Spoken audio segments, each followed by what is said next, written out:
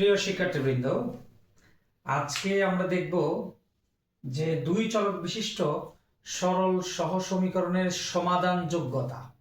অর্থাৎ একটা সমীকরণ দেখেই তুমি বলে দিতে পারবা সেই সমীকরণের সমাধান আছে কিনা, আর একটা সরল সহ সমীকরণ দেখেই তুমি বলে দিতে পারবা সেই সমীকরণের কয়টা রেজাল্ট আছে, সেটা কি সঙ্গতিপূর্ণ, সেটা কি অসঙ্গতিপূর্ণ, সেটা কি পরস্পর অনির্ভরশীল, সেটা কি সমঞ্জস, অর্থাৎ এটা কি সলিউশন করা যায় বা এর অসংখ্য সমাধান আছে, অর্থাৎ এটা দেখে আমরা বলে দিতে পারবো।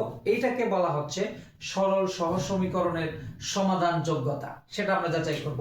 তো এখানে তিনটা ক্যাটাগরিতে আমরা দেখব। তো এক নাম্বারটা হচ্ছে, আমি একটা সমীকরণ লিখলাম x plus y is equal to, খেয়াল করো, আমি একটা সমীকরণ লিখলাম x plus y is equal to 7, x plus y is equal to 7, 2x plus 3y is equal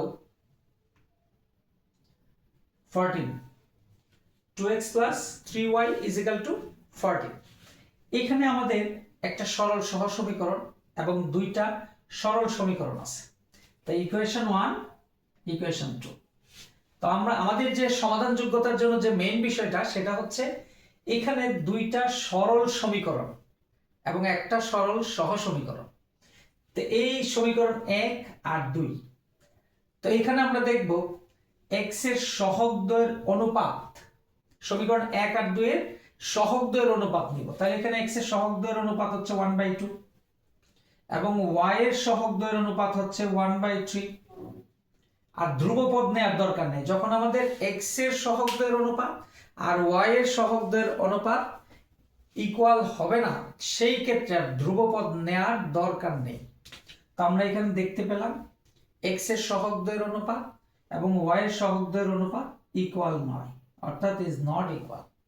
তার মানে এই সমীকরণটা সঙ্গতিপূর্ণ এবং সমঞ্জস, পরস্পর অনির্ভরশীল, এবং এর একটা সমাধান আছে। আমি আবারও বলতেছি, এই রকম থাকলে x এর সহগদ্বয়ের অনুপাত y এর সহগদ্বয়ের অনুপাত যদি ইকুয়াল না হয়, তাহলে এটা পরস্পর সঙ্গতিপূর্ণ, সমঞ্জস, পরস্পর অনির্ভরশীল এবং এর একটি সমাধান আছে।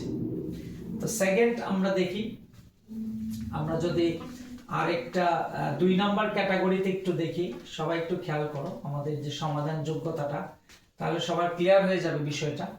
2 নাম্বারের ক্ষেত্রে আমি যদি দেখি 2x plus 2y is equal two 6, 4x plus 4y is equal two 12।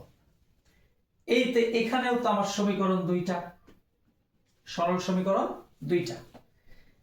তো এখন এখানের x এর সহগদ্বয়ের অনুপাত যদি দেখি 2/4, y এর সহগদ্বয়ের অনুপাত যদি দেখি 2/4 এবং ধ্রুবপদের অনুপাত যদি দেখি, ধ্রুবপদ যে আমাদের দুইটা আছে সেই ধ্রুবপদের অনুপাত যদি আমরা দেখি 6/12। তার মানে আলটিমেটলি রেজাল্টটা হচ্ছে 1/2, 1/2, 1/2, অর্থাৎ তিনটাই মিলে গেছে। যদি এরকম হয় তাহলে সেটা হবে সঙ্গতিপূর্ণ, সমঞ্জস, পরস্পর নির্ভরশীল। খেয়াল করো, ইকুয়াল যদি হয়ে যায়, পরস্পর নির্ভরশীল, সঙ্গতিপূর্ণ, সমঞ্জস, পরস্পর নির্ভরশীল এবং এর অসংখ্য সমাধান আছে। এবং এর কি আছে? অসংখ্য সমাধান আছে। আমি আবার বলতেছি যাতে ক্লিয়ার হয়। অর্থাৎ x এর সহগদ্বয়ের অনুপাত নিলাম, y এর সহগদ্বয়ের অনুপাত নিলাম, ধ্রুবপদ দুইটার অনুপাত নিলাম, দেখা গেল যে তিনটা ইকুয়াল হয়ে গেছে, তাহলে সেটা সঙ্গতিপূর্ণ, সমঞ্জস এবং পরস্পর নির্ভরশীল এবং এর অসংখ্য সমাধান আছে। তো আমরা 3 নাম্বারটা দেখব, 3 নাম্বার ক্যাটাগরিটা, তাহলে আমাদের সমাধান যোগ্যতাটা যাচাই হয়ে যাবে, একদম ক্লিয়ার হয়ে যাবে। নাম্বার 3 হচ্ছে লিখলাম x plus y is equal two 8,